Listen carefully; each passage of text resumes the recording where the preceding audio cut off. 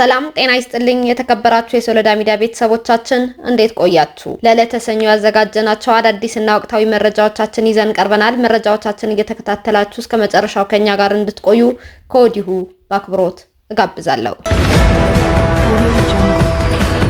በቀዳሚነት የምናየው መረጃ ፕሮፌሰር ክንደያ ገብረሕይወት የትምህርት ሚኒስቴር አማካሪ ሚኒስትር ዴኤታ ሆነው ተሾሙ። ጠቅላይ ሚኒስትር ዶክተር አብይ አህመድ ፕሮፌሰር ክንደያ ገብረሕይወትን ሾመዋል።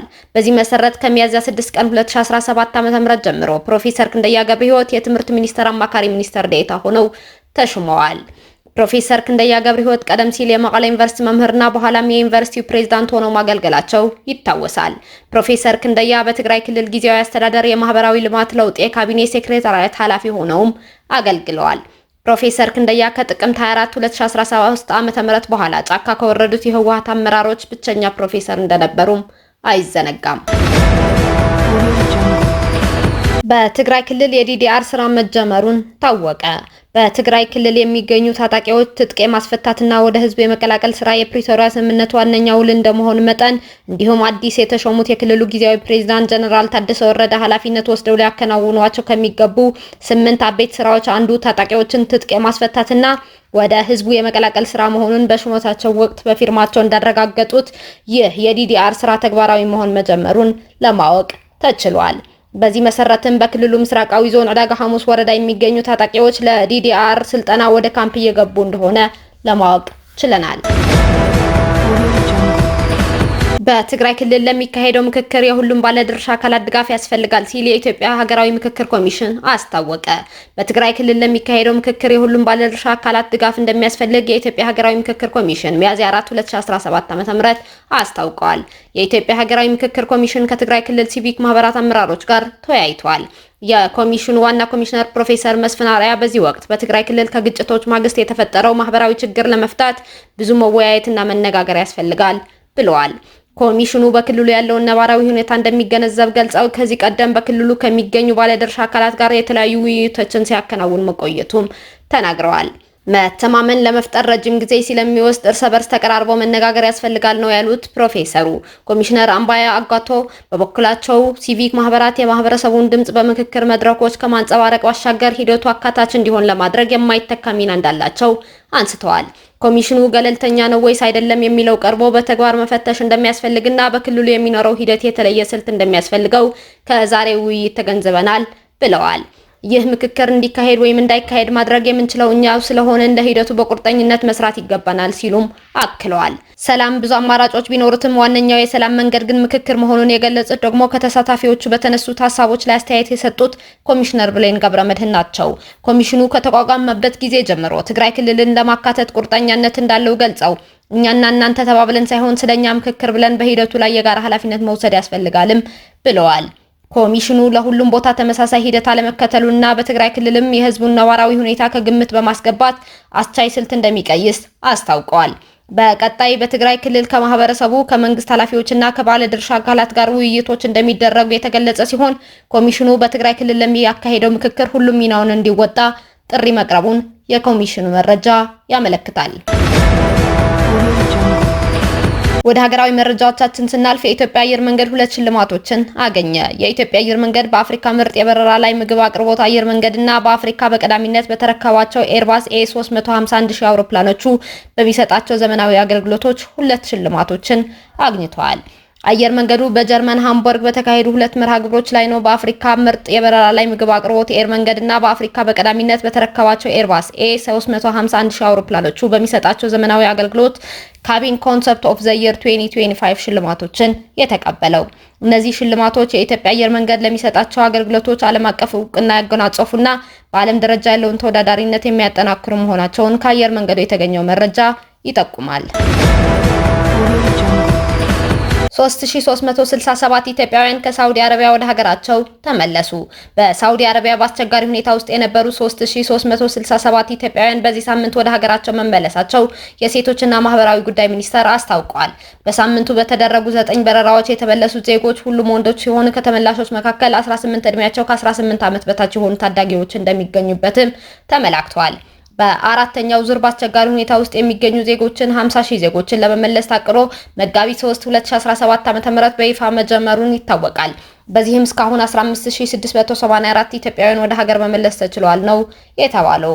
ሚኒስቴር መስሪያ ቤቱ ከሚመለከታቸው ባለድርሻና አጋር አካላት ጋር በመቀናጀት ለተመላሽ ዜጎች በአየር ማረፊያና በማቆያ ማዕከላት ተገቢውን ድጋፍና እንክብካቤ ማድረግና ከቤተሰብ ጋር የመቀላቀል ስራም እየሰራ እንደሚገኝ አስታውቀዋል። ኢትዮጵያና ብራዚል በሰላምና ደህንነት ዙሪያ ያላቸውን ትብብር ማጠናከር በሚችሉበት ጉዳይ ላይ ተወያዩ። ዛሬ ሚያዝያ 6 2017 ዓ.ም በብራዚል የኢትዮጵያ አምባሳደር ልዑል ሰገድ ታደሰ ከብራዚል የመከላከያ ሚኒስተር ሆዜ ሙሲዮ ሞንቶሬ ፊልሆ ጋር ተወያይተዋል። አምባሳደር ልዑል ሰገድ የሁለቱ ሀገራት ታሪካዊ ግንኙነት በሰላምና ደህንነት ዘርፍ ማጠናከር በሚቻልበት ሁኔታ ላይ መወያየታቸው በማህበራዊ ትስስር ገጻቸው ባሰፈሩት መልእክት ገልጸዋል። ኢትዮጵያና ብራዚል የተባበሩት መንግስታት ድርጅት መስራች አባል ሀገራት መሆናቸው አስታውሰዋል ሲል ኢትዮጵያ ዜና አገልግሎት ዘግቦታል።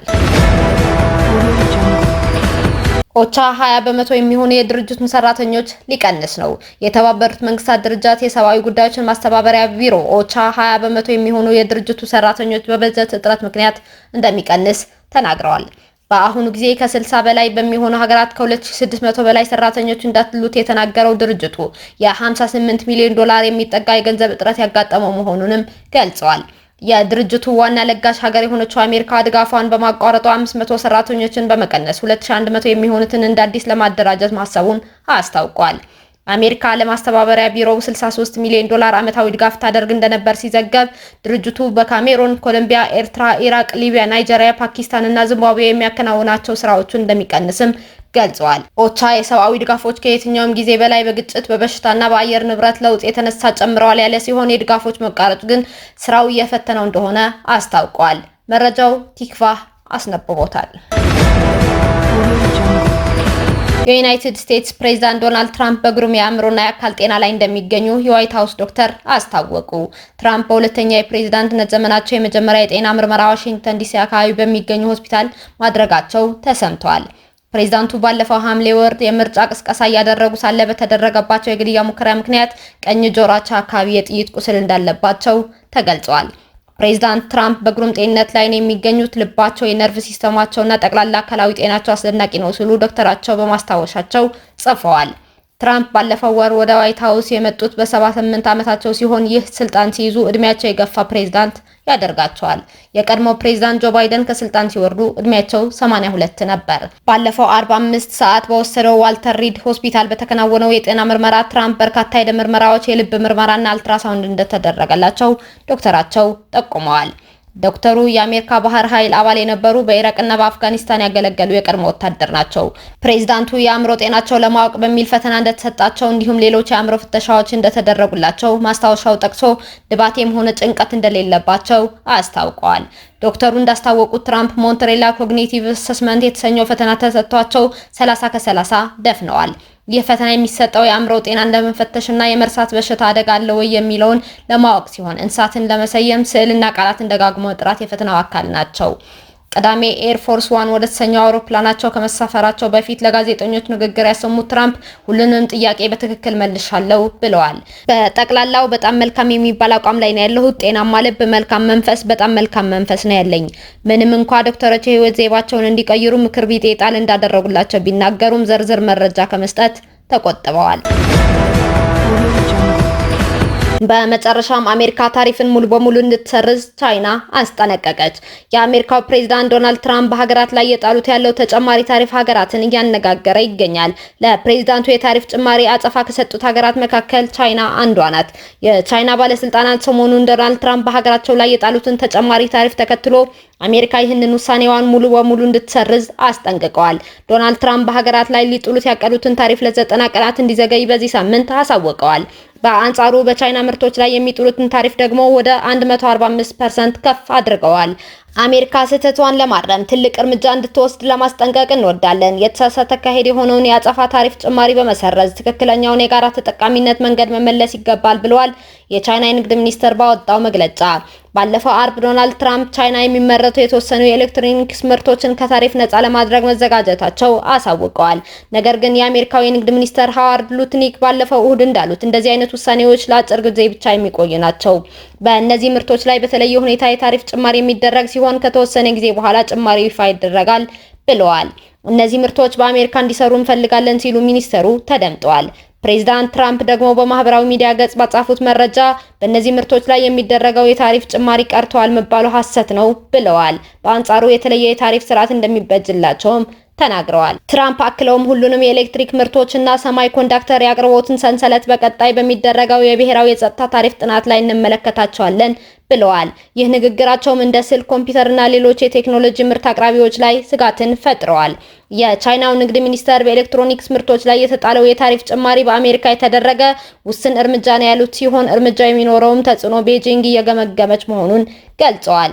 ነገር ግን የትራምፕ አስተዳደር በእነዚህ ምርቶች ላይም ቢሆን በቀጣይ ታሪፍ ለመጨመር ማቀዱ በሁለት ሀገራት መካከል ያለውን የንግድ ጦርነት የበለጠ ያጋግለዋል ተብሎ ይታሰባል።